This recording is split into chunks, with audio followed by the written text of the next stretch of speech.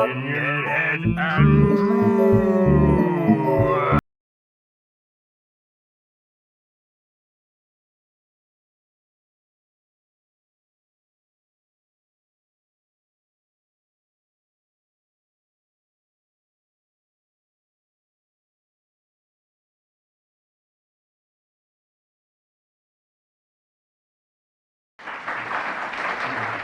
Good evening.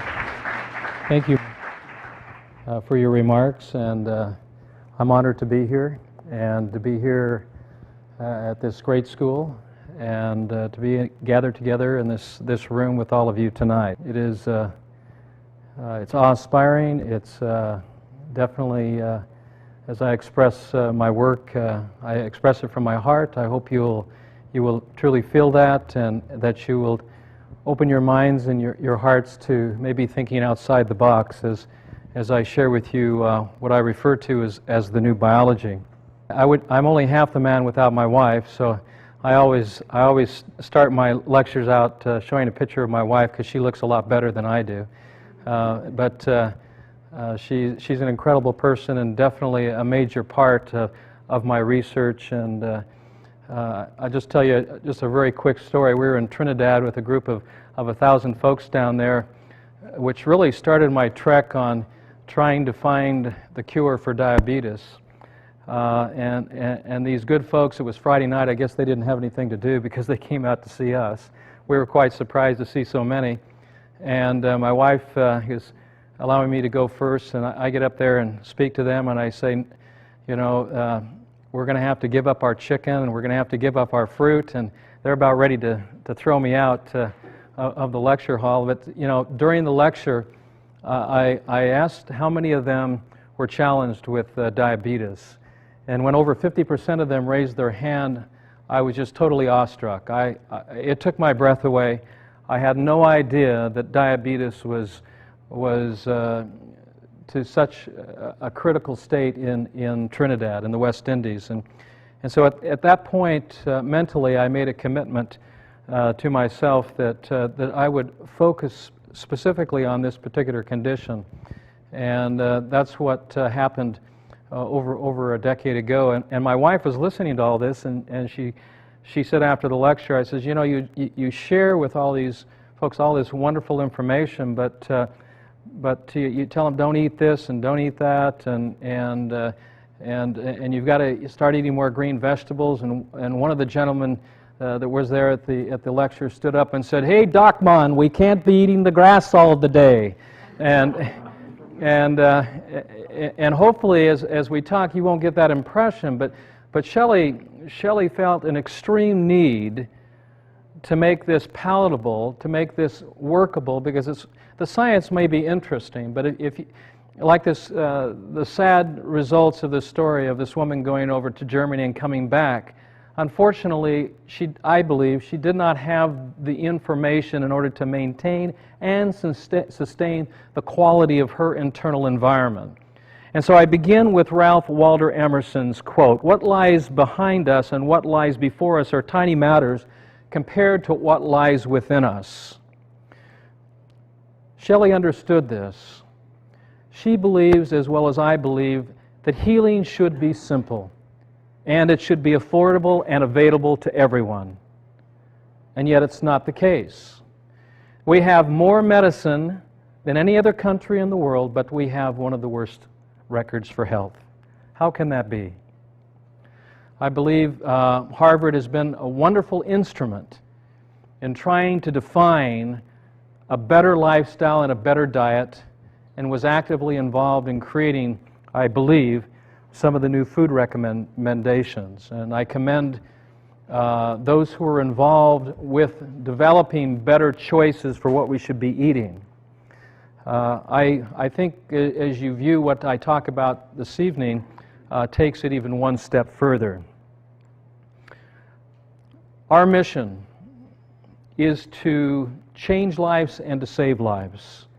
I can truly relate with Fred Rogers when he said, "Life is for service." Shelley and I have been involved in this mission for over 25 years. We are truly dedicated to find some answers as it relates to not only causes sickness and disease, but what can make a difference in improving the quality of life and the quantity of life. An active intention, this is our intention, is to make life better, to relieve the pain and suffering that many of us in this world experience, and yet I believe is unnecessary.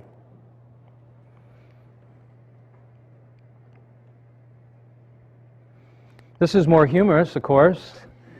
On Father's Day, of course, this was last year, Shelley gave me a picture, caricature of myself. Now, I asked her, I said, honey, what are you trying to tell me? You think I have a big head, or, I just have a lot of information up there? But I must share with you, because hopefully it'll understand a little bit about who I am and where I'm coming from. The most important assignment that I have is my relationship with my wife. We've been married for over 31 years. My second most important accomplishment is with our children. David O. McKay said this: no success in life can compensate for failure in the home. Our children, our home, and the center of that is the focus of our lives. And like Benjamin Franklin, I've been blessed to not only be a scientist, but now a farmer. So we live on 45 acres in outside beautiful San Diego, California, in what is called Valley Center, at the Rancho del Sol, which is, of course, the ranch of the sun, which is appropriate because we're going to be talking a little bit about light here. All the rest of it is part of my secular education, which is informal as well as formal. Last month, I was invited by Dr. Lawrence Carter, who's the dean.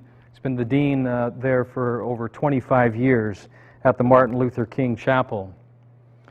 He was the protege of Martin Luther King. And this picture was very, very important to me. And the reason why is because I positioned the picture, and at the request of Dr. Carter, who actually paid me the most incredible compliment. When I hesitate to even share it with you. He called me the Martin Luther King of health and said, Dr. Young, you are going to be the savior of our people. And I said, I didn't take that assignment. Yes, it's part of our mission statement, but what is the worth of a soul? And there you see behind us Gandhi, Martin Luther King, and Ikeda, who were all part of a peaceful revolution. And transformation is taking place even now, and it's moving forward. And many scientists are asking not only more questions, but better questions as it relates to what will improve the quality of life. I love what Gandhi said. We must be the change in this world we want to see. It must begin with us. I must be a representation of what I teach. If I want to see more love in the world, I must be the change of love I want to see. If I want more health, I can't wait for my spouse to change and start eating right and living right. I have to begin that change within me. And so Dr. Carter has suggested that this is a very important mission which we're engaged in, and we are most excited to be involved in this mission at this time because it has made a huge impact on so many lives. So tonight's discussion is going to be entitled Towards an Ethics of Healing. Feasting upon the light. Now, when I think about light, that's somewhat arbitrary, but what comes to me as I think about that is this statement. For where there is life, for light is life, and life is light. And the driving force of this light is a molecule. This molecule is the chlorophyll molecule, which literally acts as an electromagnetic sink, which literally pulls light within its cell. And the atom in the center of that molecular structure is called magnesium, which is the light carrier. And as Bircher Benner said, absorption and organization of sunlight, the very essence of light, is almost exclusively derived from plants. Plants are therefore a biological accumulation of light. Since light is the driving force of every cell in our bodies, this is why we need plants, and specifically green plants that carry that light, which I have postulated is transformed into electrical potential or energy, which of course our body runs on. Not calories, but electricity, electrons, electrical potential, which we derive from the foods that we eat, and specifically green foods. But there's this wonderful relationship that is going on between us and plants. Very simply, we give them carbon dioxide, they give us oxygen. They give us life. They give us light and life, where they hold that within those chlorophyll molecules. The color of the food that I believe we should be eating is even defined scripturally in the Old Testament. Genesis chapter 1, specifically verse 30, and it says that every beast of the earth, and to every fowl of the air, and to everything that creepeth upon the earth, wherein there is life, which would include us too as well, I have given every, here's the color now, green herb for meat. And it was so. I believe that was very specific instructions as it relates to what we need to place into our body that will give us that light and energy in life that will then not only help to maintain our life, but to regenerate life. So I came up with a very simple formula, and I'll explain it a little more scientific as we go on here, and that is light equals green, and we know this during the seasons, and you all experience this during fall. When the molecules of chlorophyll lose the light, we see a change that takes place within the color of the leaves of those trees.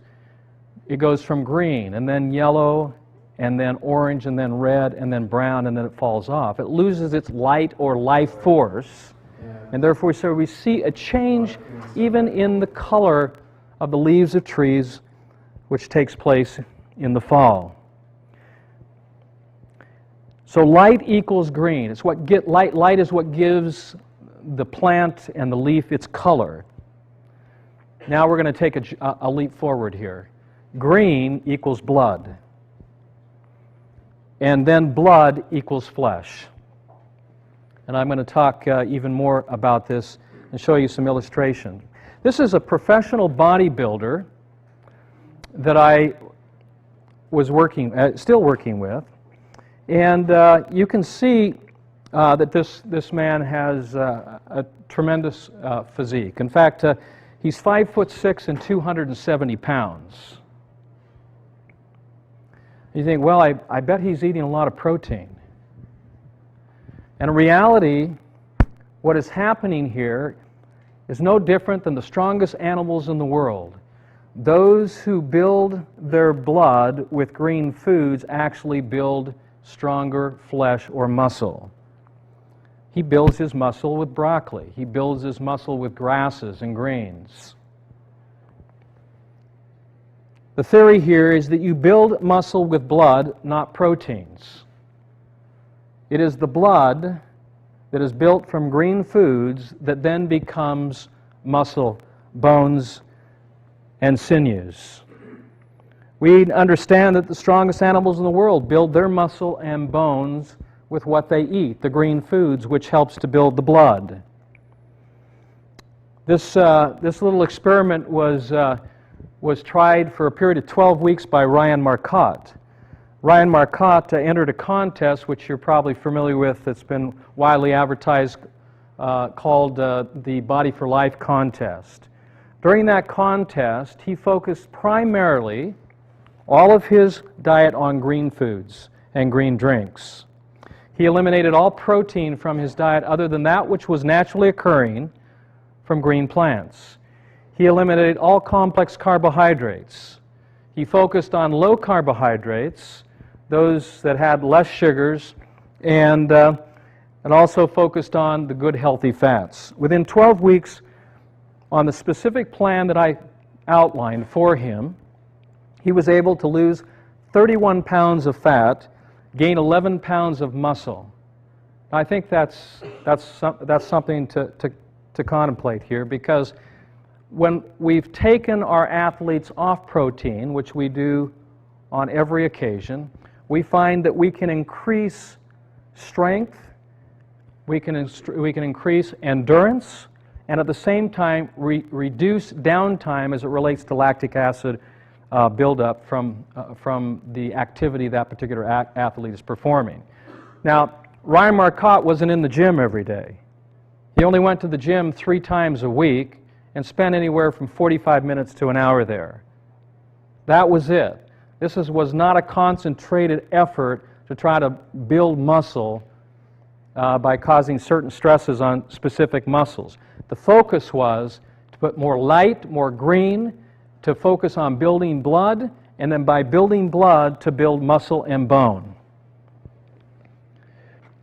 Not only do muscles and bones change when you focus more on these low carbohydrate green foods and good healthy fats, but since the skin is regenerating itself every 30 days, the transformation, as we see here, prior to the program, and we're looking at the blood here, and we can see here the neutrophilic activity here, and just so those can understand, the ratio from white cell count to red blood cell count is 1 in every 750 to 1,000 red blood cells. So this is what we should be seeing. We should be seeing lots of red blood cells, and as we scan, once in a while we'll see a white blood cell.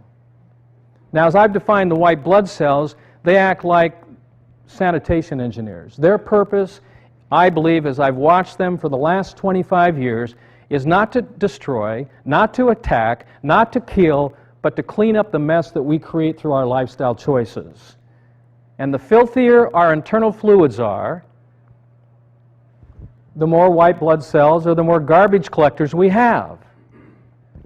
And unfortunately for this young woman, her diet was atrocious. Lots of protein, lots of sugar, and for most of her life she was trying to find out the cause of her skin problems, which dermatologists could not answer. And there's a reason for that, because the problem is not on the outside, the problem is on the inside, and it's focused with her internal cleanliness as it relates to the blood specifically. We see a high white count, neutrophilic white count here, and the red blood cells somewhat irregular in shape. Red blood cells should be nice and round and symmetrical. This transformation, after suffering skin challenges most of her life, looking like this within 4 weeks, a total transformation. No medications. The focus was cleaning up the internal fluids of the body and restoring balance to the fluids of the body, at the same time focusing on building blood. Because we build skin with blood.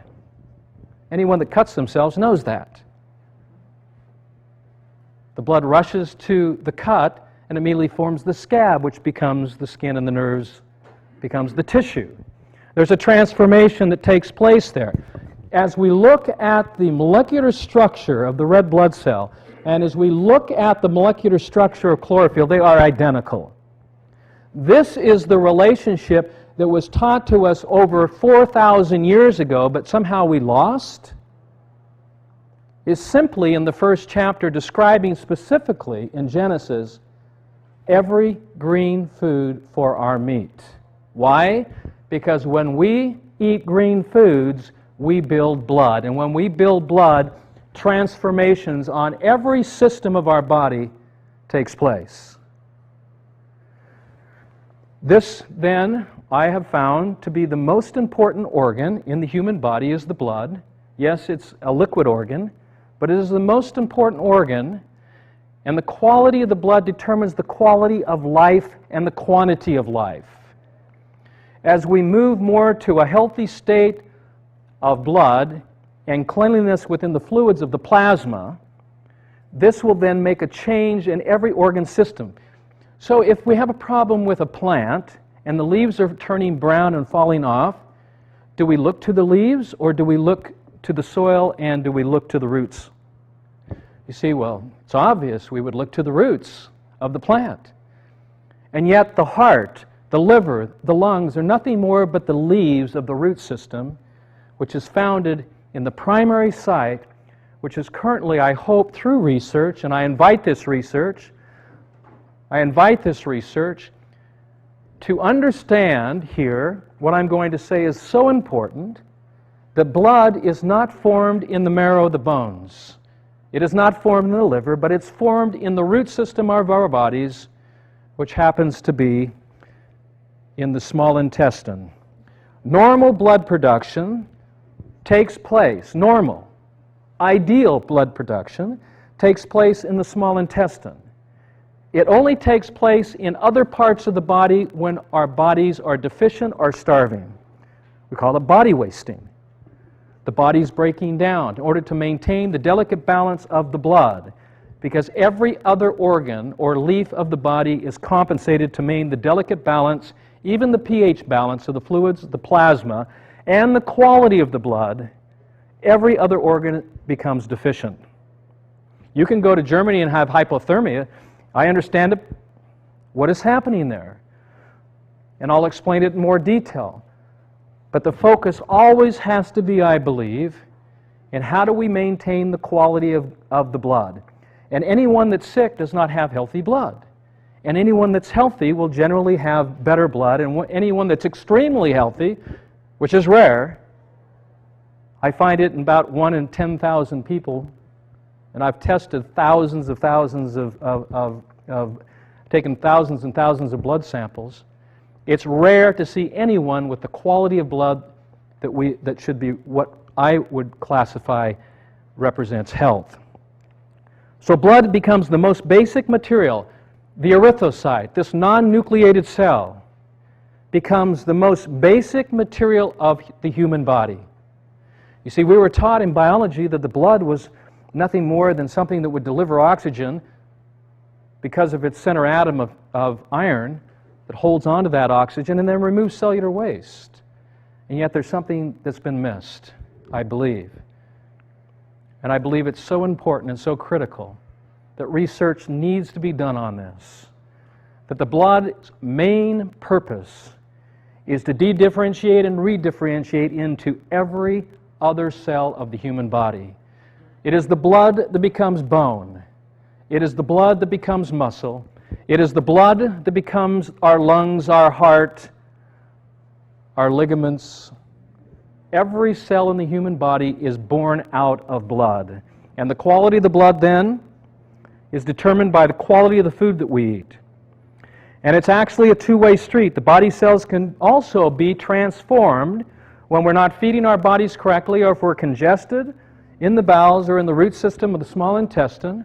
We go into body wasting, and this is one of the reasons why the Atkins and the South Beach diets works, because it literally congests the bowel because of the constipating aspects of undigested proteins, that the body becomes constipated, particularly in the root system, and the flesh begins to waste to maintain the delicate balance of blood at 5 million red blood cells per cubic millimeter.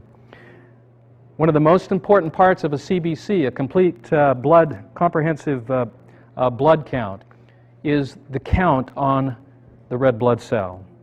Because the red blood cell count determines all the other counts that we're reading on that CBC. So what I'm suggesting to you then is that normal blood production takes place in the small intestine. And I want to invite you to not just discard that thought here, but contemplate it, think about it, and as you're evaluating your own situation or those of your loved ones, or if you're a doctor, those of your patients, that when you start inquiring of their challenges, that you're going to find that most of your patients have poor digestion and are constipated, i.e. the reason why laxatives is one of the number one over-the-counter drugs that is sold.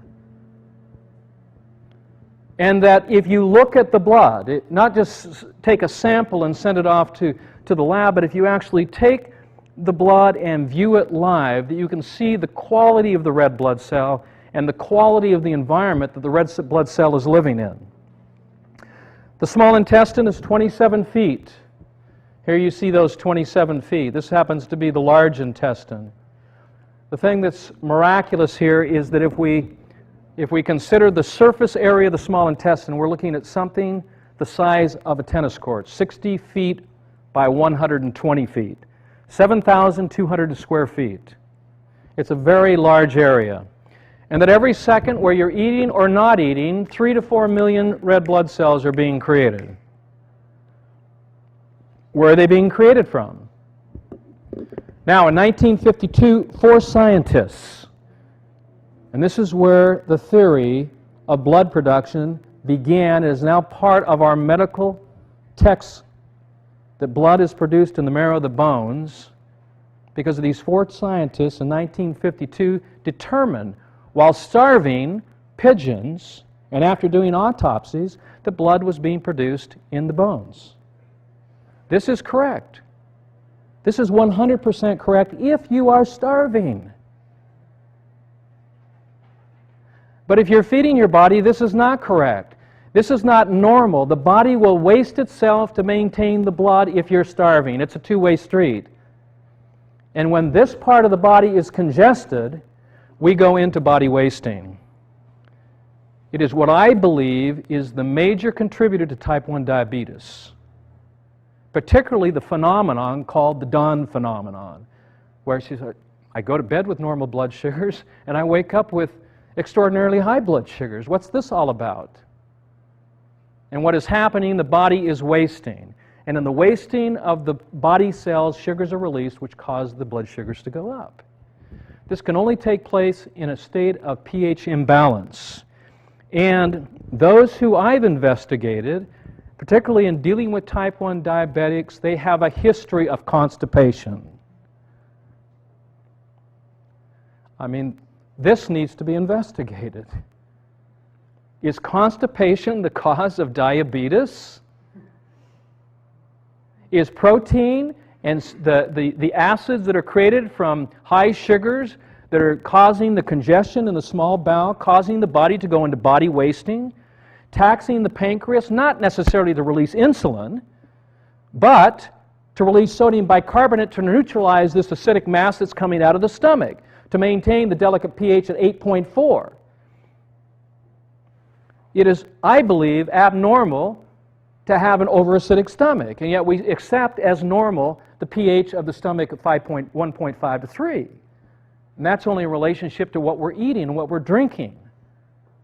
But I'm thinking it should be balanced up around 7, because the food that comes out of there has to be alkalized to 8.4 in order to be properly transformed into the new blood, which then creates the new body cells. Is this out of the box? This is out of the box. Okay, but what if I'm right? This is an incredible discovery. This is important. And not because, of discovery of itself, but the fact that it's going to change the quality of life and save lives. So this idea of the focal point of blood or life production is in the small intestine. As we look at these intestinal villi, these are micrographs of the intestinal villi, and we see normal intestinal villi here. And this area here is called the crypts of the intestinal villi. They're like crevasses. And in each intestinal villi, we've got blood going in, we've got blood going out, we've got lymphatic fluids here, called the lacteals. It's all part of the lymphatic system. Food that comes out of the stomach must be, in an ideal situation, pureed to a liquefied state. This is impossible with protein. If you're eating beef, chicken, pork, or fish, you cannot digest that flesh properly. It goes out in chicken McNuggets and beef McNuggets. And these little McNuggets, they leave the stomach and they literally drop into the crypts, which begins the constipation and the congestion. which then begins the process and degeneration of proper blood production. You see, food has to be liquefied, dropping into the intestinal crypts, and it's here where the transformation of food takes place into the erythroblast, and from the erythroblast to the erythrocyte. This cannot happen in the case of celiac sprue, or if we have damage to the intestinal villi, we cannot properly produce blood, and then what happens is we end up with a diagnosis of anemia. We say, well, anemia is an iron problem. Not so. Anemia is an intestinal problem. Not an iron problem, but an intestinal problem, and a problem in relationship to the amount of green foods and green drinks that are incorporated within that diet. If we want healthy blood, we have to have a healthy root system. This, I'm suggesting, is the root system of our body is the small intestine. This is the focal point of all challenges that we have that we call disease. And this is what has to be healed in order for us to begin to regenerate our bodies back to a healthy state. If we look at the blood supply going in and coming out, we have the aorta, which comes from the heart directly to the small intestine. And we have the small intestine going from these are arterioles to venules, going from venules right to the portal vein. Now the portal vein goes directly through the liver to the inferior vena cava, to the superior vena cava, going right to the heart. Then that blood is circulated through the pulmonary system, back to the heart, and then to general circulation. It's a direct freeway. There's a direct freeway of new blood coming from the small intestine going directly to the heart. Yes, there's some exits there. There's some exits there, but this is a direct route directly to the heart. New blood coming from the small intestine to the heart, and from the heart to the lungs, back to the heart to general circulation. This is the way it works then. Food becomes blood, and healthy blood is built through green foods. Blood then becomes flesh, and in the case of congestion and constipation or an imbalanced diet that is insufficient in high chlorophyll content foods and good healthy fats, we have then a transformation of flesh becoming blood. I've even taken this further, and not to challenge you too much tonight, okay? But all other cells, even platelets, even white blood cells, are born out of the red blood cell. And I have seen this, and I've documented this under the microscope. And I'm going to show you some videotape tonight because it's very, very important, a discovery that I made that relates to this biological transformation. This is just then a summary of the significance of how we need to maintain the integrity of the small intestine, the body's root system, which is the focal point of new blood production, which is determined by the quality of the food that we eat and the liquids that we're drinking. Here we see acids that are permeating the intestinal villi: coffee, tea, carbonic phosphoric acids in soda pops, meat, dairy products. The acids that come from this, particularly those from meat, such as nitric acid, sulfuric acid, phosphoric acid, uric acid, literally permeate and destroy the intestinal villi, setting the stage for sickness and disease. This is what youthful intestinal villi look like. If you want to be youthful and healthy and energetic, you have to maintain the health of the intestinal tract and the root system of the body. You cannot do that with a lot of the fluids that we're drinking. Here we see in the upper left and right pictures of normal villi in finger and leaf patterns. Here we see in the bottom left and right pictures showing abnormal mosaic patterns with obvious damage to villi, and subsequently the pictures of the blood that relate to specifically the health of that part of the body. It is impossible, once again, to have healthy blood if you have damage to the intestinal villi. But what is associated with blood, once again, are all the anemic conditions. Even leukemia is a problem with the small intestine. Even bone cancer is not a problem of the bones, but a problem of the health of the small intestine. And we have several case studies that we've done to back up this theory, but more research has to be done. This is why I'm here. I'm not here for me. I'm here for you. I'm here for every single person on this planet. So what are the causes that destroy the intestinal villi? Here are some of America's favorite acids, and unfortunately we're building them on every corner of every street. 5.5 billion caffeinated drinks a week. Okay? Including tea, coffee, and cola, soda pops. These beverages have strong acids that destroy the root systems of our body. There's no such thing as healthy coffee. There's no such thing as healthy tea, and there's no such thing as healthy sports drinks. They're too acidic. They destroy the root system. We eat 50 pounds of sugar, 18 million pounds of chocolate every week. Well, what are the acids that are created from sugar? Well, acetaldehyde that breaks down to ethanol alcohol. We become food drunk by eating sugar. There's lots of ways to get drunk. You can have a beer, or you can have an ice cream. You know, that's the way Mormons do it. You know, they don't drink beer, but they sure got an ice cream parlor on every corner. 18 million pounds of chocolate. 2 toxic acids, theobromine and methylbromine. We also smoke 4.5 billion cigarettes. What is the secret ingredients in cigarettes? When they harvest the tobacco, they hang the tobacco up and they coat it with sugar and yeast. Smoking is a sugar addiction. And when people stop smoking, what do they crave? They crave sugar because they're not getting their sugar hit from their tobacco. We drink 580 million alcoholic drinks a week and smoke 40 million joints every week.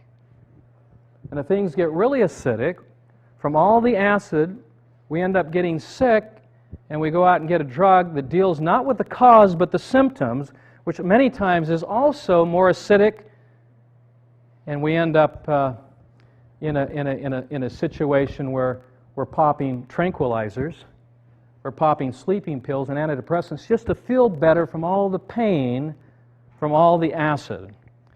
One of the statements I've made in my writings is acid equals pain and pain equals acid. Now, I don't know if you're familiar with how acid is created, but very quickly, it is the byproduct of cellular change. It is the byproduct of metabolism. It is the byproduct of digestion. It's the same thing with our car. When we turn our car on, we create energy from the burning of gasoline, and from that creation of energy, we create an acid called carbon monoxide. Our engine is on 24/7. We are constantly producing acids from metabolism. If we're burning sugar, we're going to produce acetaldehyde and ethanol alcohol, or even lactic acid. If we're burning proteins, we could produce nitric, sulfuric, phosphoric, and uric acid. If we're burning fats, we can produce ketones. There's always an acid waste product that is created. And then on top of that, we have dietary acids that we ingest too, that build up. Well, all of this acid, if not properly contained or eliminated, gets thrown out into the tissues because the body will do everything, and medical doctors know this very well, and so it's a tradition not to test the pH of the plasma because the body does everything it can to maintain the delicate pH balance of the plasma at 7.365. Now, why did I say 7.365? Because in testing thousands of patients, 7.365 is the number. And anything above that number means that the body's in preservation mode, pulling calcium ions or magnesium ions to neutralize that acidity as it's throwing out in the tissue, and anything below that number means that the body's in cellular breakdown and degeneration. Every other organ and organ system is compromised to maintain the delicate pH balance and to eliminate, through urination, defecation, perspiration, or respiration, these acids, and if they're not thrown out through these elimination organs, then they are thrown out into the colloidal tissues called the Scheide. That's a German word which means this network of fibers that holds our whole body together. It's back into the interstitial fluids of the body, into the connective tissue these acids go, leaving them for the lymphatic system to deal with. And so we have a pain here, we have a pain here, we hurt here, we hurt here. You are experiencing the acids of your lifestyle and diet that aren't properly being eliminated through urination, defecation, perspiration, or respiration. And so what happens is, rather than dealing with the cause, I believe, we end up looking for a quick solution. Any intelligent person can recognize that our diets have changed radically in the last 100 years, along with our outer environment, with air pollution and water pollution. We need, I believe, to entertain this scientific notion that we need to be looking at our internal environments. No longer can we draw the blood and send it off to a lab, totally disregarding the internal environment while looking at the quantitative information and not evaluating the qualitative information, which is visually seen. What in heaven's name does your internal environment look like? And then actually involve the patient into viewing this, and rather than scaring them to death, scaring them alive. I mean, you want to see cellular pollution? I can show it to you. All I need is one drop of your blood. And there's not going to be any mystery here. You're going to say, yeah, I can relate to that because I'm living this. Because the life of the blood is an expression of your lifestyle choices, your diet, your thoughts, your words, your deeds is expressed in this very wonderful, important organ. We're all familiar with the pH scale, I hope. It's a scientific logarithm that goes from 0 to 14. 7 here, we're looking at blood at 7.365. Generally, urine and saliva is tracked in about 6. We're going to talk a little bit about that. Vinegar, colas, beers, soft drinks, nitric acid, and then we have bicarbonate of soda, baking soda, salt in the alkaline areas. And because it is a logarithm, any change of 1 indicates a 10-fold increase. So if we're looking at bicarbonate of soda, that's about 10 billion times more alkalizing than sports drinks. And you wonder, if someone's on the field and they're hyperventilating and they need hydration, the worst thing you could do is hand them Gatorade at a pH of 2 to 2.5. The body's going to go into acidic shock, and you're going to cause possibly, an arrest right there on the site. The body becomes acidic. You have to begin alkalizing those fluids of the body. The body does everything it can to maintain the delicate pH balance of the fluids of the body. And so when you look at the scale, and part of my research has been to determine the effects, the acid or alkaline effects of each specific food on the internal fluids of the body and the structures of the cells. You can't build healthy blood with a hot dog. It just doesn't work. You can't build good blood with coffee and beer, and you can't build good blood with sodas.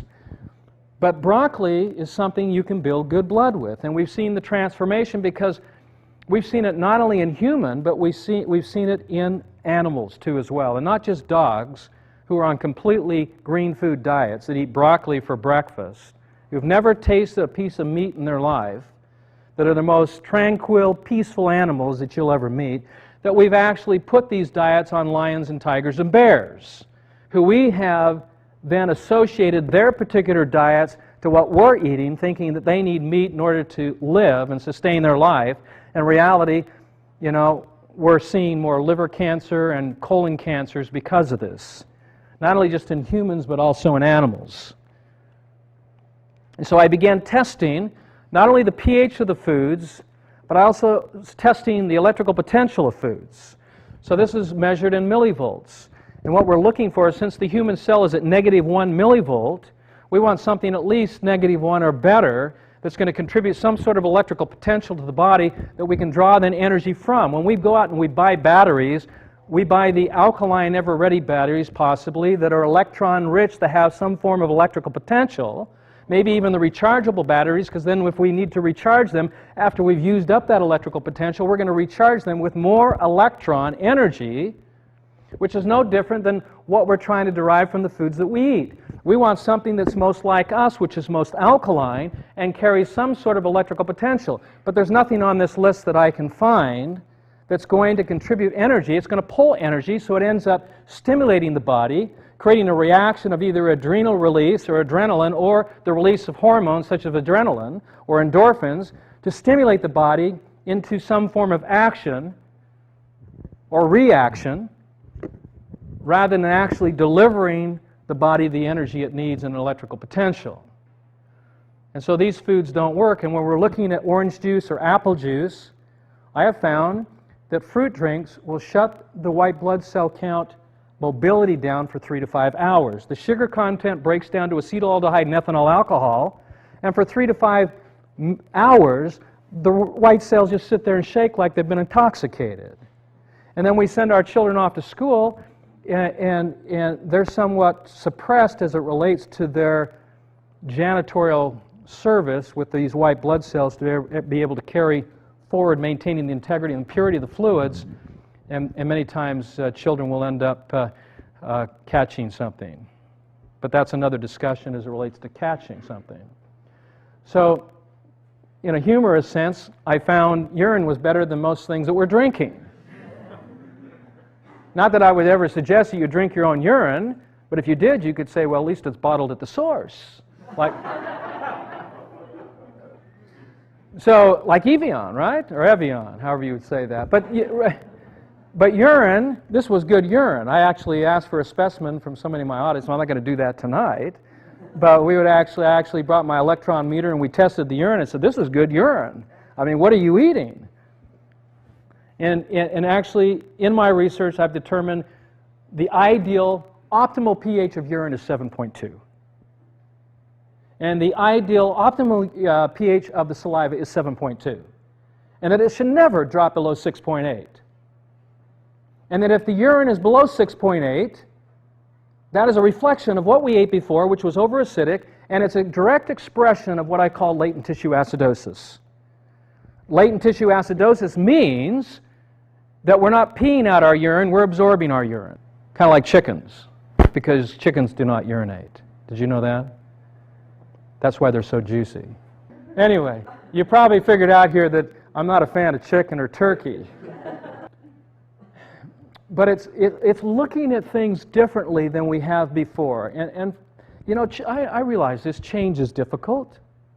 I realize that these are new ideas, but hopefully they're stimulating thought to where, you know, as you think about what I'm saying here, you can contemplate your own particular state of affairs and start taking accounting of your own body and how it's feeling, and looking at what you're eating, what you're thinking, and what you're doing.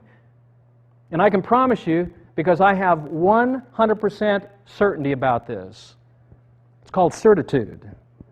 I don't want to come across like I have an attitude, all right? This is certitude. Okay, and certitude is that I've seen so many folks change their lifestyle and diets by focusing not on their particular symptom, but on focusing on their particular situation of building healthy blood again and maintaining the integrity of the fluids of the body, and beginning with green foods, green drinks, and good healthy fats, that the transformations come and they take place, and we call these pH miracles. That's why we named our last 3 books pH Miracles, because they represent the transformation of the quality of life for these individuals across all symptomologies, regardless of what they were. Didn't matter. Didn't matter whether it was cancer, didn't matter whether it was diabetes, didn't matter if it was Parkinson's, it didn't matter if it was MS, it mattered not. What mattered was focusing on the health of the small intestine, maintaining the delicate pH balance of the fluids of the body, and building blood, which can simply be monitored. And I know for you that have a swimming pool, I know that you that have a spa, I know that you that have a saltwater fish aquarium make darn sure that the pH doesn't get out of balance. And you know what happens when the pH becomes acidic. All kinds of critters start coming out from God knows where. And this is the same thing that happens from within. But you can literally, inexpensively monitor the pH of your saliva and urine on a daily basis and maintain the quality and quantity of your life for as long as you desire. Now that's really optimistic. The biochemistry of acid-alkaline balance is quite extreme. It takes, as here we find in Principles and Practice of Adult Health Nursing, that it takes 20 parts of bicarbonate to neutralize 1 part carbonic acid to maintain a pH of 7.3, 7.35 to 7.45. We're talking about extreme biochemistry here of what we need to do to maintain alkalinity and pH balance at the expense of eating, ingesting, or creating too much acidity within our bodies. So this is what healthy blood should look like. How many have actually seen their blood? To actually see the quality of the red blood cells, to make sure they're round and symmetrical, they're free-flowing, they're not stuck together, the plasma is clean and clear, the immune system is functioning, it's moving, it's streaming like amoebas, picking up and clearing and maintaining kind of like a pool sweep. You've seen these in the pools. We set them out there and they just 24/7, they just move around, picking up whatever is to keep the quality of that water clean, right? It's really quite nice. I mean, that's what we have when we're looking at white blood cells. I'm looking at pool sweeps and I said, they're doing the same thing. They're actually keeping our fluids clear. And when we eat an egg, oh my heavens, these things go to work. They go to work. I mean, there's no better way to filthy up the fluids of the body than eating one single egg.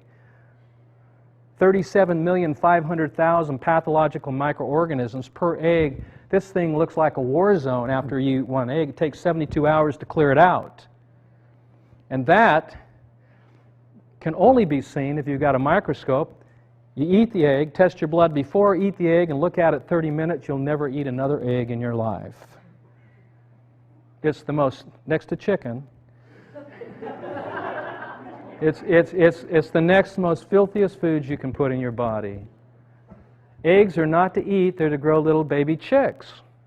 Somewhere we lost that. Anyway, healthy blood, normal blood is hypercoagulated, and this is the way it should work. I use my blood as a demonstration because I've been in practice now for over 25 years, trying to maintain and trying to acquire the best quality of blood, and we want to see those red blood cells nice and symmetrical, not fermenting or breaking down. Because when I show you some of the blood of animals and humans here, I have found the best foods to build healthy blood are the same ones that our Creator said were the green foods for our meat: spinach, parsley, celery, cucumbers. The green fruits, the green vegetables are the best foods for building healthy blood in combination with all of the good healthy oils, such as the cold press oils of hemp, flax, primrose, borage. These are just some, and some of the helpful ones, but not as helpful as the one I've mentioned. Fish oil also would be like the olive oil. This simple plant, grass, the very thing that we play golf on, the very thing that we mow, the very thing that we discard, is the very thing that would give light and life to our bodies for someone who is very, very sick. This is simple, it's inexpensive, therefore it's affordable for anyone and everyone, and I have found that it works extremely well. Here is the blood of someone on your traditional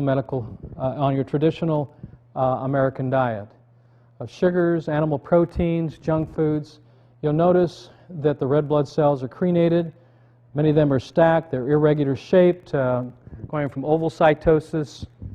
Here you see in the plasma, you'll see bacterial or microorganism activity of yeast and bacteria. And then in the dry blood, in the way that the blood coagulates, we'll actually see the polymerizations of protein that are brought out from the breakdown of specific cells in specific areas of the body, which then show up in the coagulated blood. Healthy blood does not contain any of these white protein masses.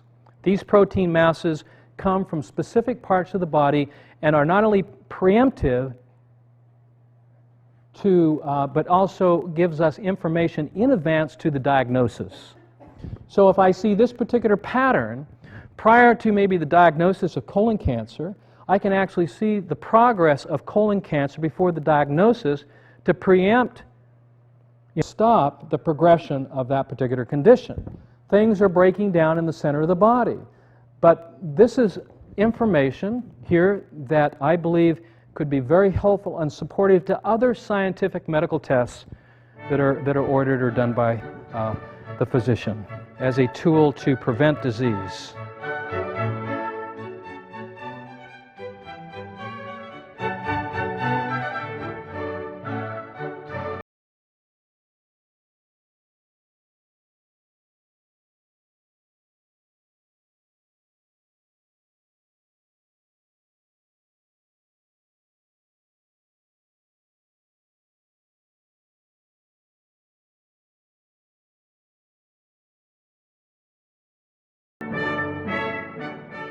Now, in 1994, I was doing some diabetes research in Houston, Texas. I had the blessing of meeting a young woman aged 21. She was childhood diabetic. She was on 120 units of insulin a day. And quite obvious, the reason her diet was the traditional standard American diet of fast foods. Her favorite foods were McDonald's, and she was drinking about 12 to 14 cups of coffee a day. Now, very acidic diet, very acidic diet. But you see this rod bacteria form? I mean, it's like, I'm not saying it is, it's like an Anthraxis bacillus, a rod bacteria. This rod bacteria, well, let me back up here again. I took a drop of blood, I put it on the slide, I covered it with a cover slip, okay? And I'm projecting this thousands of times, or magnifying this, and I saw this bacterial rod swimming through the plasma, okay? As it swam through the plasma, it came to an area of what are called by hematologists targeted red blood cells. These targeted red blood cells, I'm going to show you this video now,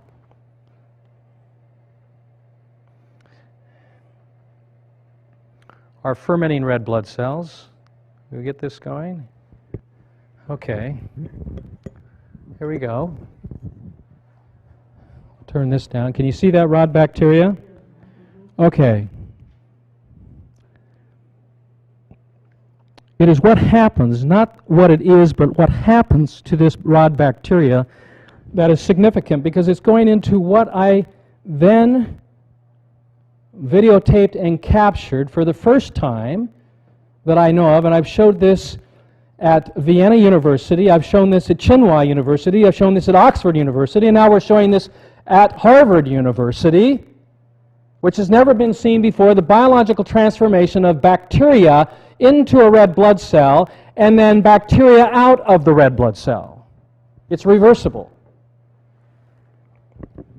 This paradigm shift then helps us to understand a very, very important part. And that is, bacteria is born in us and from us. The bacteria is not species specific like a cat or dog. That all bacteria and yeast are biological evolutionary transformations of matter that is brought on through a compromise or change within the environment. And this is what we're seeing. We're seeing an oxidative stress area, we're seeing fermentation of the red blood cells, and we're seeing transformation. Once I saw this for the first time, it's kind of like when you go out and you buy a new car, you think you're the only one that has that new car, right? And you go, wait a minute, I've never seen so many cars like that, those new ones, you know, like the the Chrysler 300C Hemis. You know, you think you're the only one that's got it, and then you look around, everybody else is buying that car. So once I saw that, it was like, wow, you know, this is showing up in every situation. Every situation of cellular degeneration or where there's serious conditions of illness, I could find cellular transformation. Cellular transformation was not an anomaly, but it was actually what preceded, and I'm going to show you one more here, the breakdown of the human organized cell. That the human cell is not what's alive, but that which comes from that particular cell is alive. In other words, the breakdown products. And the bacteria and yeast and even mold are just biological transformation or evolutionary forms of matter. Just as cells can become healthy tissue, so cells can become bacteria. Here you see the biological transformation then in an 18-month-old child diagnosed with meningitis, where we see right here 3 red blood cells that are actually fermenting and giving birth to yeast. Here we see a yeast cell here. We see here then a rod with 2 heads, and if you look closely, you'll see the transformation of this rod and the fusion of the head here, of these heads, come together, forming a completely new form. And watch here carefully. You'll see the transformation then take place. Here it takes place, and we have a new form. And then the transformation of the bacterial rod into a round bacteria or a coccus. And this is, by the way, real time. And these transformations of matter can take place, I believe, in milliseconds. They can happen very, very fast. If the proper environment is not there, what we're going to have is we're going to have then matter change. That happens when we take water and we put it into our icebox, in our refrigerator or freezer section. It goes from a liquid to a solid. We take water, we put it on the stove, it goes from a liquid to a gas. We have transformation based upon environmental change. When we change the environment, we have change of matter. Therefore, bacteria is not the cause of disease, but the expression of cellular change that's brought on through a compromise of the internal environment. This is a whole paradigm shift. Because if we look at bacteria as the cause, as some form of invasion, of infection, and when in reality it's not an infection, but an infection or a change of matter that's coming out as an expression of cellular change as a result of change of environment, which I believe is the truth, then our protocols and how we deal with infectious disease or with cancer or any degenerative condition must change, because the paradigm has just been shifted to an environmental approach rather than a specific approach that's focusing specifically on the tissue rather than the environment that surrounds the tissue. You see, that's the problem with cancer. It's not about the tissue, it's not about the tumor, it's about the environment around the tissue or the tumor. And so I've come up with a new theory of cancer. Cancer is not a cell, it's a liquid. Cancer is like lactic acid. You increase lactic acid, and this is something that you would want to consider, that around every tumor is a pool of lactic acid. There's a compromise in the context then. As we look at every condition then, each condition is a result or an expression of states of imbalance as it pertains to the fluids of the body. Here is the biological transformation in a condition known as EBV. Let's see if we can get this to come up. Chronic fatigue, MEL42. Here are the targeted red blood cells. We have bacterial rods that are being born right out of the erythrocytes. We have a rod bacteria here that's going through biological transformation and giving birth to a round form, Y form yeast, going from a red blood cell to a rod bacteria, going back to as you see this rod change and literally give birth to a whole different form. In every case that's degenerative, cancer, diabetes, HIV, AIDS, any degenerative condition, you will find high titers of yeast. The question is, where's all the yeast coming from? The answer is the biological transformation of matter. So this rapid evolution of this phenomenon, which is known as pleomorphism, is rapid evolution of matter, organized matter, into different forms to recycle the organism back to its beginning state or back to dust, and across taxonomic lines. So therefore, bacteria and yeast then are not species specific. These colloidal anatomical elements involve intracellular into more complex forms. The first primitive stage is filtrable bacteria, which is now called viruses. Here again, the theory is viruses do not cause disease, they are expression of cellular change. The second stage is cell wall deficient forms of bacteria and full bacteria. The third stage is yeast. The fourth stage is mold, and that's why we find mold or yeast in the tissues and bacteria in the tissues of cancer. And I call this collectively biological transformations.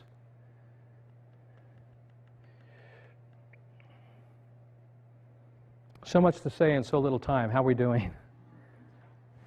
What's that? 10 minutes? Keep going. Well, I appreciate that. Thank you very much. We've only got a short time here. I've got to speed up here, so I will talk faster. Okay? Now, this discovery took place in 1994. I felt like a lone voice in the wilderness. Could there be anyone else that had even remotely found something similar to what I had found? In 1996, I discovered that there was a science by the name of Antoine Béchamp, a French medical doctor and scientist who lived in the 19th century. And I traveled to Paris and to the University of Paris, where I discovered 28 of his works and a very, very important book that I'm holding up here. And in the back of this book, in Antoine Béchamp's own hand, in the late 1900s, he literally drew the body cells and the transformation of those body cells from an organized blood cell to bacteria and bacteria to a blood cell. The transformation had actually been documented in the late 1900s, this documentation of pleomorphism. He theorized that germs were nothing more than biological transformations of what used to be healthy cells, and that germs could not possibly cause disease, but they are expression of states of imbalance that are brought on through biological changes within that environment. That you didn't catch something, that disease was something that you did. The disease was born in us and from us. And as I've expressed it even maybe in a different way, disease is not the reality, but the reality is disease is nothing more than the body in preservation mode trying to maintain the delicate pH balance of the fluids of the body. That what we think of like when cholesterol goes up and we're reading hypercholesterolemia, we're saying, well, is hypercholesterolemia the disease? Or is the body creating cholesterol to neutralize acidity in order to maintain the delicate pH balance of the fluids of the body? And then if we simply began moving our diets more to an alkaline type diet and moving more green foods and green drinks and looking at the acid lifestyles and diets that we're conducting and making change within those lifestyles and diet and begin this alkalizing process to maintain the integrity of the fluids of the body, then our bodies would actually the body would cease in producing low-density lipoproteins, which were released specifically, I have theorized, to neutralize acidity, and cholesterol naturally comes down. In any person, this happens 100% of the time. I've never not seen it work. And I've seen this happen with hypertension. Because these aren't diseases, these are expressions of state of environmental pollution and imbalances in the pH. This is a contextual approach. It focuses not on the tissue, not on the disease, but the fluids or the environment that surround those tissues. Even in 1967, published in the Papers in the Annals of New York Academy of Science, over 50 scientists in the experimental isolation of organs from cancerous tumors found the pleomorphic activity from a single culture, from this single culture, other bacterial transformations taking place within that single culture. And yet, where is this being taught? Why don't we know about this? This, I believe, is important, but it does fly in the face of what we have popularly has been known as the germ theory. And all of the treatments that we've been focusing on have been focusing on killing the germ, destroying the germ as if it's an infection, without realizing that what we're actually seeing is the body in preservation mode trying to maintain the integrity of the fluids of the body as it's trying to rid itself of these transformations or the associated acids in order to maintain balance so the body doesn't go into degeneration. So I created a whole new paradigm called the cycle of imbalance. For the sake of time, you're going to have to read my book about that. It's a whole new paradigm shift that focuses on that disease is the body in preservation mode in a state of imbalance that is brought on through physical and emotional stressors that causes then cellular change due to the compromised environment, which then gives rise to biological transformations, i.e. bacteria and yeast, and the debilitating acids that are associated with metabolism and these particular microorganisms that further compromises the internal environment. Folks, we don't get old, we mold. This concurrence then is coming from the inside out. Look at the blood. The blood is an expression of what's happening on the skin. The skin is an elimination organ. It's our third kidney. You cannot treat this from the outside, you have to treat this from the inside, and the focal point of this is in the small intestine. And going upstream, it's in what we're eating, what we're drinking. So here we have the lungs, the blood from a smoker here, with the crystallization of acids from the smoke, and of course the transformation of the matter. This doctrine, or this new ideology of pleomorphism, well, it's not so old. As I've mentioned from the work of Antoine Béchamp, there are other scientists that have proceeded, which express here, as I've expressed, that pleomorphism is no more and no less than a reality which teaches us about change. In change we find life, and by change we create life. So here's the foundational theory of my work. There is only one physiological state of imbalance. Now that may be challenging for most. That what we're calling disease are actually symptoms, yes or no? In this reality, they're not even symptoms. They're expressions of the body trying to maintain homeostasis of the fluids of the body. The body's in preservation mode. The body's out of balance due to overacidification of the blood, then the tissues, due to lifestyle choices. We are experiencing the consequences of our choices. Diabetes is not something you get, it's something that you do. It's based on lifestyle choices. This overacidification leads to cellular degeneration, which then gives rise to bacteria, which gives rise to yeast, that generate the acids that produce the symptoms we then call disease. These are some of the states in which the body goes into. The body retains water to neutralize acidity, so we bloat. The body retains fat to neutralize acidity, to literally retain fat to park the excess acidity away from the organs that sustain life. So we put acid on our thighs, we put it on our buttocks, we put it around our waist, we put acid into our breast, we put it into our brains. What precedes the breast tumor? The microcalcification. What precedes the microcalcification? The acids that have been thrown out into the breast tissue. What precedes the acid? The acid is preceded by what we're eating, what we're drinking, what we're eating. As we roll this thing back, breast cancer is nothing more than the body's in preservation mode, trying to maintain the delicate pH balance of the fluids of the body as it's throwing acid out into the fatty tissues, neutralizing that with calcium or magnesium, i.e. then the microcalcifications in the breast or in the brain. And then if the acid continues, then it goes into fibrin formation, forming the tumor, which is the solution to the problem, not the cause of the problem. You see, cancer, I truly believe, is not a cell, it's a liquid.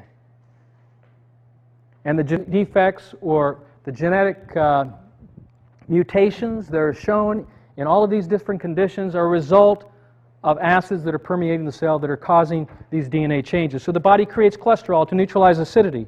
The body leaches minerals to neutralize acidity. The body forms tumors to protect healthy tissue. The body removes these acids out through skin. And that as we realize then that acid is the expression of all sickness and disease, and they're coming from some of the foods that we're eating, even our thoughts and our emotions create excess acidity, our lifestyle choices, what we're then experiencing then is the body in preservation mode trying to protect itself against our life choices and the subsequent consequence. If you don't want breast cancer, then you have to stop doing breast cancer. If you don't want heart disease and you don't want to deal with arteriosclerosis, then you've got to stop the onslaught of excess acidity, which is being bound by cholesterol, which is forming plaque that then is building up on the walls, the vessel walls of the arteries, and eventually closes, leading to the heart attack or the stroke. The coronary blockage, which is quite challenging to understand or accept in some cases, is this is the body in preservation mode trying to protect itself from internal bleeding. That arteriosclerosis is not a disease, but it's the body's mechanism to preserve you from your poor choices. What is worse, plaque or bleeding to death? You see? And then, to reverse this, which can happen, is simply making conscious choices to to go down a different path in these lifestyle and dietary choices. All to maintain that delicate pH balance of the plasma of the blood at 7.365. So what is the solution? I've given you, well, you've got to recharge your battery and simply understand that this is a contextual approach. And in the pH Miracle, I've written a very simple metaphor with one question. If the fish is sick, what would you do? Would you treat the fish or change the water? What would you do? Change the water. See, you don't have to think about this stuff. You know, when you start thinking about it, you get confused. And then if you stop thinking about it, you just answer this quick. What would you do? Treat the fish or change the water? I'd change the water. But what would your doctor do? You see, the focus is on the fish, not on the environment which the fish swims in. And the quality of the life of the fish is only in relationship to the quality of the fluids in which it's swimming in. We understand that. That's logic. And so why aren't we testing the pH of the fluids of our bodies? Why don't we test our saliva? Why don't we test our pH of our urine? Why aren't we testing the pH of our blood? We're not doing this because we're all, from my perspective, focused on what is seen rather than what is unseen. And what is unseen is killing us. It's our internal environment, the pollution from within, that is causing the compromising of the human cell. And you'll have to look this up on the website. Alexis Carrel, who was actually able to keep a chicken heart alive for over 20 years. And you know chickens don't live for 20 years. His heart was not only alive, but it would grow every 48 hours. He had to shave it down, put it into a new flask, okay, with the appropriate saline solution in order to maintain the integrity of the heart. And the heart would live indefinitely if the fluids within and around that heart were maintained in an alkaline pH balance. What is the life of the human cell? Infinity. How long can we live? As long as we choose. Now that's exciting, because you know what that means for each of us? Is not only we can see our grandchildren, but we can see our great-grandchildren and our great-great-great-grandchildren, or we can live as long as we choose to live if we make conscious choices about what we're eating, what we're thinking, and what we're doing. So he said the composition of the body fluids that bathe the outside of the cells must be controlled very exactly. And this is what the body does, very exactly from moment to moment and day to day, with no single important constituent ever varying more than a few percent. So we look at the blood pH, we look at the saliva, we look at the urinary pH because it cannot vary. And if it drops below 6.8, we're in a state of latent tissue acidosis. And if we're not pH balanced in our saliva, we're in a state of latent tissue acidosis. So when the pH is wrong, oxygen falls, cells respire in an anaerobic environment by fermentation, giving rise to increased acidity. Cancer is a result of an acid environment. Otto Warburg received the Nobel Prize in Medicine for discovering the cause of cancer. There it is, 1932. What happened? What happened?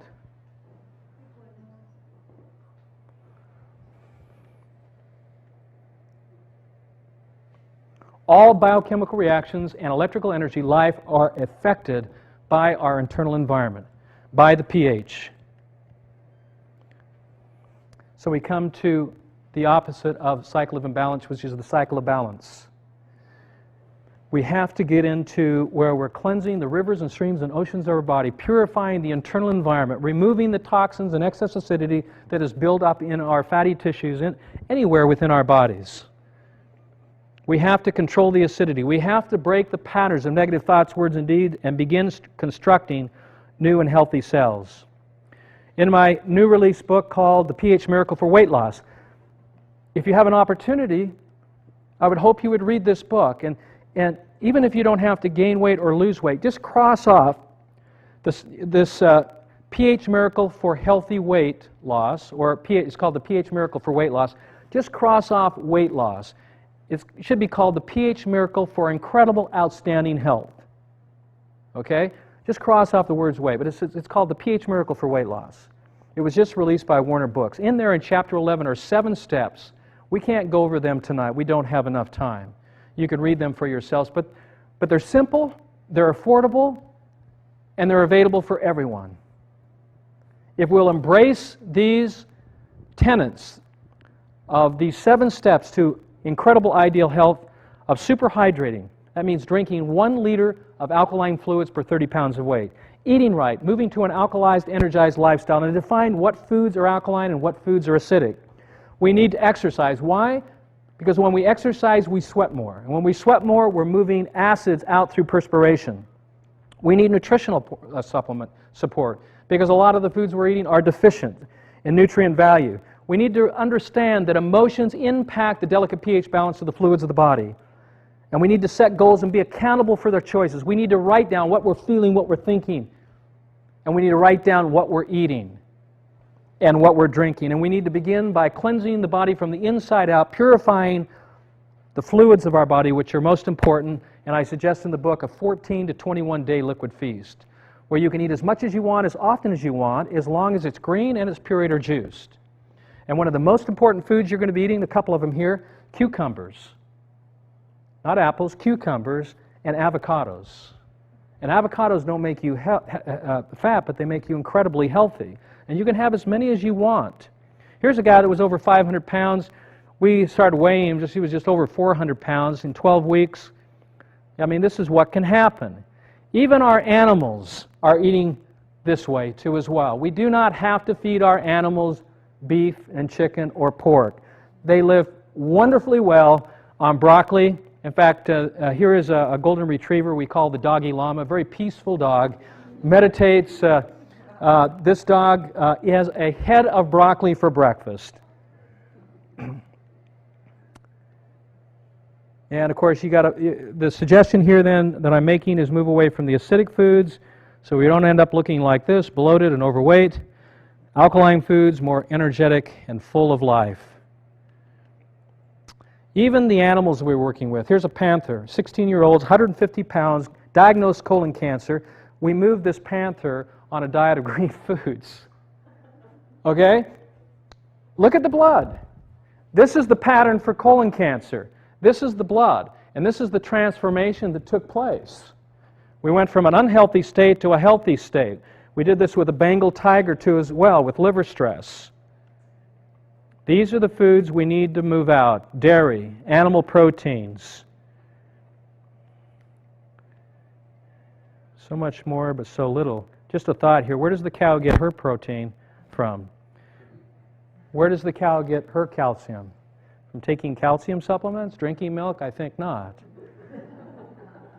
Brian Maxwell dies of a heart attack at 51. He was the inventor who brought us the power bar. You know, too much sugar, Flojo, the epitome of fitness, but what was happening from within that would lead to a heart attack? So some foods contain alkalinity, some foods contain electrical energy, and some foods don't. And in our books, The Back to the House of Health, we have not the food pyramid, but what we call the House of Health, which leads to good health and energy and vitality. The foundation of our House of Health is green foods and good healthy fats.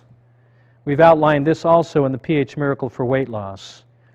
So more avocados, more tomatoes, more coconut, green coconut, onions and garlic, cucumbers, broccoli, grasses and sprouts, real salt.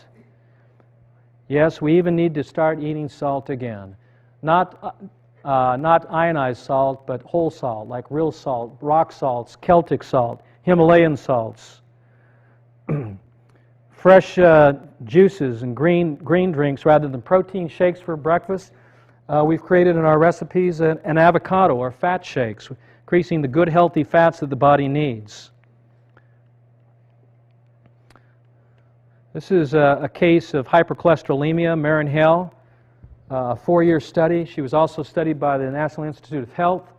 She has familial hypercholesterolemia. He lost her father in her 50s by a heart attack associated with cholesterol. Her brother and sisters she's lost to as well. Her cholesterol when she came to me was 441. Her LDLs were 357. HDLs 39, a ratio between LDLs and HDLs 9. Over a period of 4 years, look what happened to the LDLs and triglycerides. 226 to 45, okay, and you notice how dramatically it changed here. LDLs 357, 269, 214 to 129, and the ratio is going from 9 to 1.7. This is not the exception, this is the rule. This is what we expect to happen.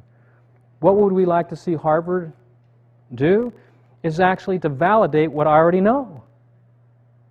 That you can reverse hypertension and hypercholesterolemia by not treating the disease, but by changing the internal environment.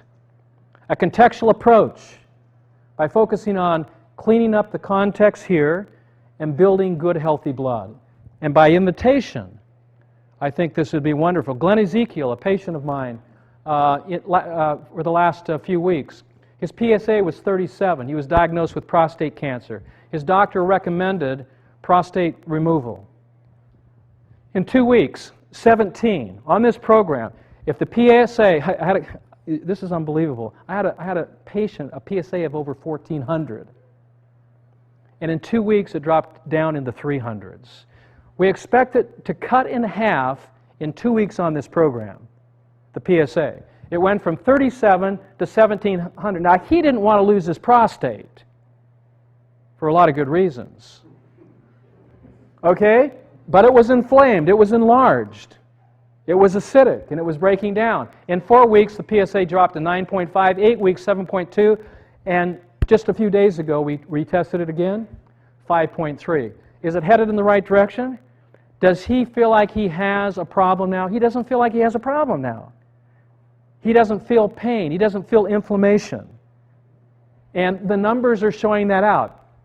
By invitation, this is what I would love to see Harvard embrace, a study of 48 men with prostate challenges to show the reversal of prostate cancer by making changes in the foods and drinks and a contextual approach that makes an impact on making a change on the PSAs and also the state of the prostate. So PSA went from 37 to 5.3. Look at the quality of the blood. This was the quality of the blood before. Look at the blood. Acidic crystals, biological transformation taking place, undigested proteins. Here we see pools of protein in the center, indicating the prostate, the center of the body. Here you see the lymphatic system challenged. Here you see an increase in white count. And then, in 12 weeks, a whole different picture. It wasn't about the prostate, it was about the blood. And then it wasn't about the blood, it was about the context of the small intestine. And then it wasn't about that, it was about what he was putting upstream in his mouth, what he was eating, what he was drinking. I said, Glenn, no more green tea. That's acidic. He said, well, that's a remedy, you know, Chinese, and you know, this is wonderful. I said, no, it has a pH of 5.5. We have to increase the alkalinity. And so you know what I did? I said, look, go to the store, buy a box of aluminum-free baking soda, put 2 to 3 teaspoons of baking soda in distilled water, and I want you to shoot your pH urine from what it is now. It was running between 5.5 to 5.8. I want it over 8. I want you to saturate your tissues with alkalinity. And you can do that with the number one buffer that the human body is constantly producing, i.e. the stomach's responsible for this, to produce sodium bicarbonate. That's why it always gets the hydrochloric acid thrown out as a waste product of sodium bicarbonate production. That he started alkalizing, and now his pH of his urine is constantly above that 7.2. And that's, I believe, why we're getting the result that we're getting with this particular condition. And I've conducted 2 diabetes studies. One was a 3-month study and one was a 6-month study. And in every case, we had a 100% benefit. Every client patient that was part of the study normalized their blood sugars. Now, did they eliminate totally their insulin? Not necessarily. Some did, some didn't. And let me give you the results of that here. But it was quite interesting. And so we're talking to the University of Puerto Rico. They want to do a study on this. We're talking to the University of Miami. They want to use these protocols in a controlled, blinded study to prove up the efficacy of the reversal of not only type 2 but type 1 diabetes.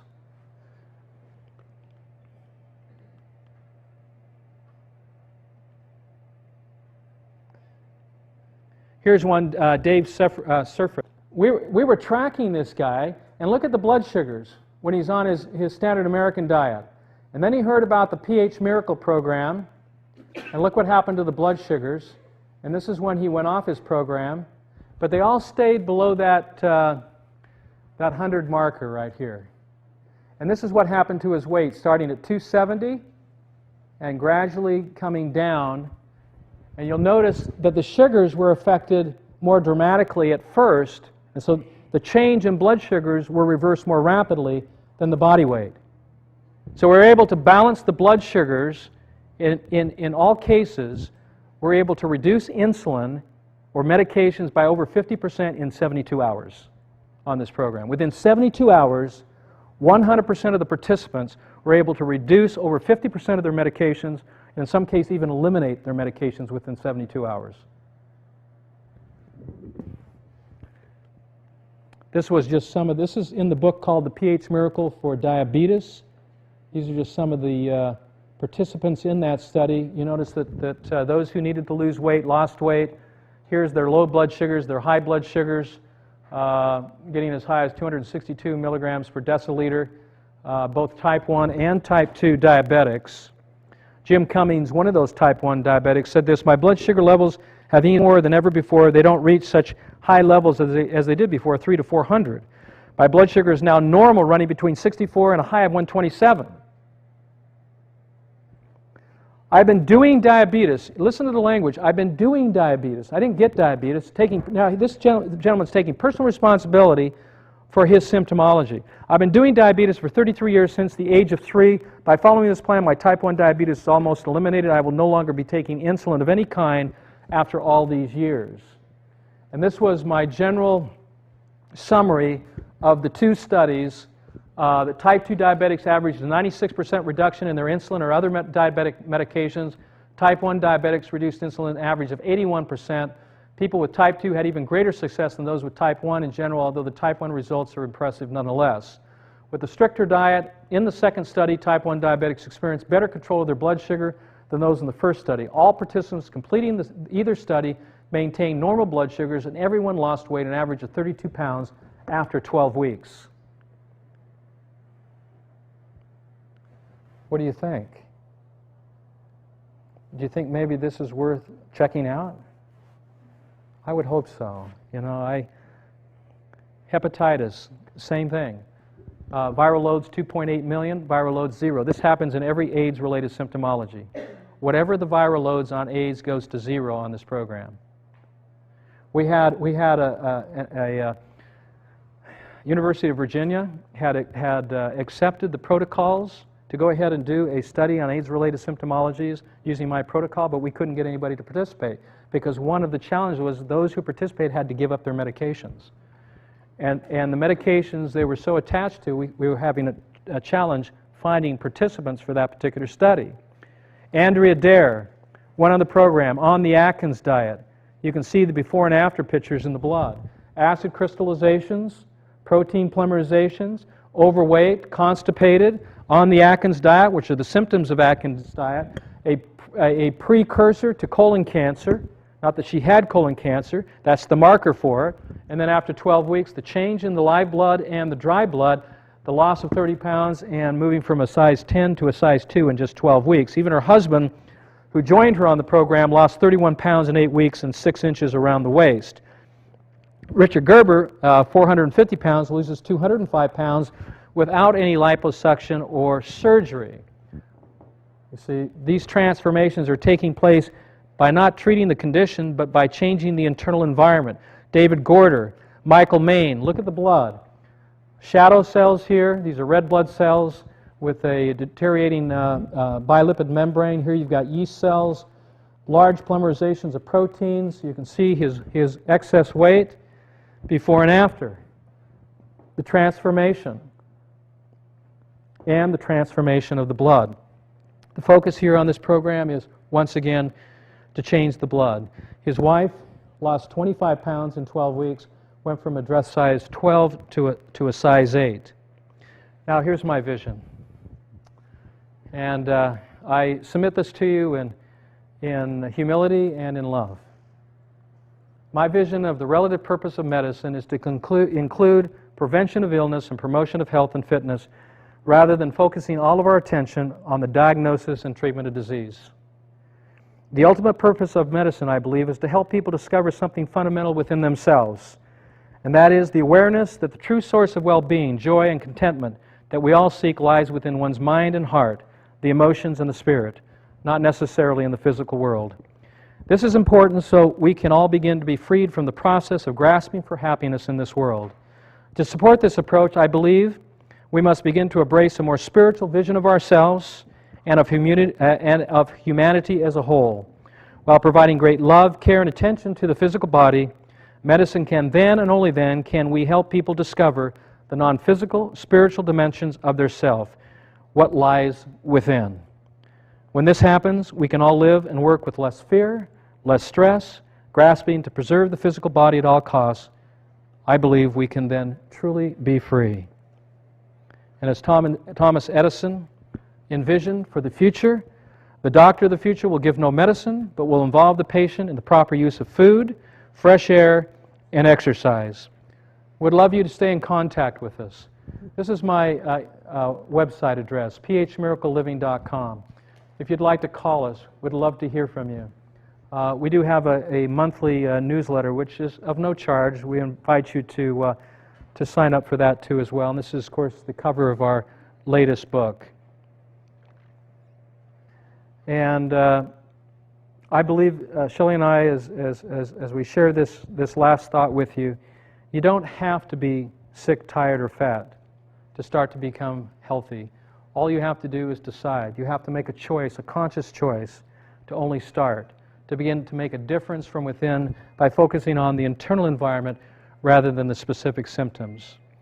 So, as I've mentioned earlier, I would like to thank all of you for being here this evening at this event, and also extend an invitation for collaboration, and to join us for further scientific validations to help gather a lot of this information, which we hope to organize and then present, which in the not distant future, that we can embrace some form of a controlled study that can be conducted here on whatever symptomology that Harvard University wants to look at. And so we also invite others to help us to validate this research and to bring it to mainstream rather than keeping it a PH secret. We hope this to be the case. So I thank you for being here tonight, and may God bless each and every one of you.